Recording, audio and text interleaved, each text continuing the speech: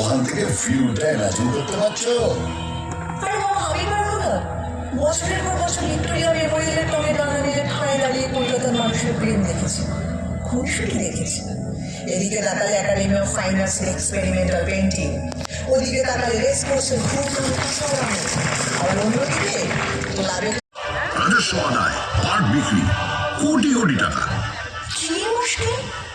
কলকাতার নিন্দে করলে খেপে উঠবে, আর কলকাতার প্রশংসা করলে নিজে নিন্দে করতে শুরু করবে। মানে তর্ক লাগাও, তাই না? সে তর্কাতর্কি আমার রক্তে।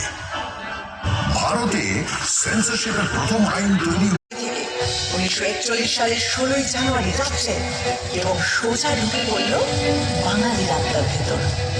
না না না না না, নেতাজি সুভাষচন্দ্র বসু তার আগেই কলকাতার আত্মায় ছিলেন।